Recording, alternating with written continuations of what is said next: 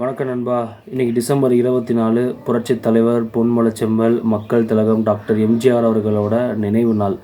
இப்போ நம்ம எம்ஜிஆர் அவர்களை பற்றி ஏன் இவ்வளோ தூரம் நம்ம பேசணும் அவசியமே இல்லை. ஆனாலும் நம்ம ஏன் பேசிகிட்டு இருக்கோம் தெரியுமா? அவர் இந்த மண்ணை விட்டு தான் மறைந்தார், சரி மக்கள் மனசுலேருந்து மறையவே இல்லை. அதுக்கு என்ன காரணம்னா, அவர் செஞ்ச ஒரு சில முக்கியமான ஒரு மாஸ் ஃபேக்ட் தான். மக்கள் சக்தி அதிகமுள்ள ஒரு ஆத்மார்த்தமான ஒரு நம்பிக்கை நட்சத்திரமாக வளர்ந்தவர் தான் புரட்சித் தலைவர் எம்ஜிஆர் அவர்கள். அதாவது இன்றைக்கி இருக்கிற இளைஞர்களும் சரி, ரஜினிகாந்த், விஜயகாந்த், இன்றைக்கி வர யாராக இருந்தாலும் சரி, அவரை ஃபாலோ பண்ணலைன்னா சத்தியமாக சினிமாவில் நிலைக்கவே முடியாது. நான் ஏன் சொல்கிறேன்னா, எம்ஜிஆர் இப்போ அவர்களுடைய ரெஃபரன்ஸ் இன்றைக்கி நிறைய நடிகர்கள் யூஸ் பண்ணிகிட்ருக்காங்க. யூஸ் பண்ணி அவர் சினிமாவில் சாதிச்சதுக்கப்புறம் அரசியலில் சிஎம் ஆனதுக்கப்புறம் தான் இன்றைக்கி எல்லா நடிகர்களும் ஓகே எம்ஜிஆரே வந்துட்டார், அப்போ நம்மளும் வரலாம் அப்படின்னு சொல்லிட்டு புரட்சி கலைஞர் கேப்டன் வந்தார், பாக்யராஜ் வந்தாங்க, டி ராஜேந்தர் வந்தாங்க, நடிகர் திலகம் சிவாஜி கணேசன் வந்தாங்க, இன்றைக்கி தளபதி விஜயண்ணனும் வந்திருக்காங்க.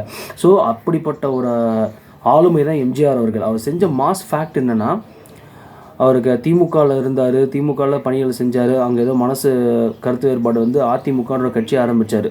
அந்த கட்சி ஆரம்பித்த உடனே ரிலீஸ் ஆன முதல் படம் உலகம் சுற்றும் வாலிபன். அந்த படத்துக்கு அந்த காலத்தில் அன்றைக்கி இருந்த அரசாங்கம் என்ன பண்ணுச்சுன்னா, செவரொட்டி விளம்பரமே கொடுக்கல. அந்த ஒரு இப்போ இன்றைக்காவது பரவாயில்ல, ஒரு ப்ரொமோஷனுக்கு ஒரு ஃபோனு நெட்டு அப்படி இருக்குது. அந்த காலத்தில் செவரொட்டி விளம்பரம் தான் இந்த படம் ரிலீஸ் ஆகுதுன்றது மக்களுக்கே தெரியும். சரி என்ன பண்ண போகிறாங்க, இது அவரோட சொந்த படம் உலகம் சுற்றும் வாலிபன். அந்த படம் என்ன பண்ண போகிறோம் அப்படின்றது ஒரு யோசிச்சுட்டே இருந்தாங்க.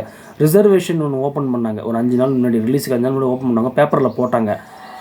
அந்த செய்தியை படித்த மக்கள் பார்த்தா இந்த படம் ஓடுமா ஓடாதான்னு யோசிச்சுட்டு இருக்கும் பொழுது, அன்றைக்கி தேட்டரில் பார்க்குற உலகம் சுற்றும் வாலிபன் படத்துக்கு மக்கள் வெள்ளம், அவ்வளோ க்ரௌடு. இது எதிர்பார்க்கவே இல்லை. என்னடா நம்ம செக்யூரிட்டி விளம்பரம் கொடுக்கல, எதுவுமே ப்ரமோஷன் பண்ணல, பேப்பரை பார்த்து ஜஸ்ட்டு மக்கள் இப்படி ஓடி வந்துட்டாங்க. அன்றைக்கி தேதியில் அந்த படம் கிட்டத்தட்ட 1 கோடிக்கு மேலே வசூல் பண்ணிச்சதா சொல்கிறாங்க. அது அப்ராக்சிமேட் எவ்வளோன்னு தெரியல. ஸோ எம்ஜிஆரோட மாஸ் அப்படி இருந்தது. கிட்டத்தட்ட சொல்லப்போனால் அமெரிக்காவில் படுத்துருந்தே இங்கே தமிழ்நாட்டை ஆண்ட ஒரு முதலமைச்சர்னால் அது புரட்சித் தலைவர் எம்ஜிஆர் அவர்கள் தான்.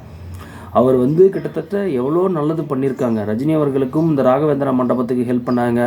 புரட்சி கலைஞர் கேப்டனை பார்த்து ஒரு வார்த்தை சொன்னாங்க, தம்பி நீ முன்னாடியே வந்ததுனா ஒரு அரசியல் வாரிசாக ஆக்கியிருப்பான் அப்படின்னு சொல்லியிருந்தாங்க.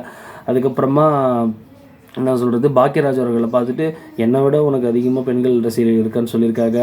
பாண்டியராஜ் அவர்களை பார்த்துட்டு நீ நல்லா நடிக்கிற, நல்லா காமெடி பண்ணுறேன்னு சொல்லியிருக்காங்க. எத்தனையோ நடிகர்களை தட்டி கொடுத்துருக்காரு அவர். கமலஹாசனை பார்த்துட்டு சொல்லப்போனால் கமலஹாசன் அவர்கள் குழந்தை நட்சத்திரமாகவும் எம்ஜிஆர் கிட்ட நிறைய பேர் நடிச்சிருக்காங்க. அவர் இன்றைக்கி இறந்த நினைவு நாள். ஸோ அவருக்காக நம்ம ட்ரெண்டிங் பாரத் யூடியூப் சேனல் சார்பாக என்றைக்குமே எங்கள் மனசில் நீங்கள் இருக்கீங்க புரட்சித் தலைவர். என்றுமே எம்ஜிஆர் எங்கள் நெஞ்சில் தான் இருக்கார்.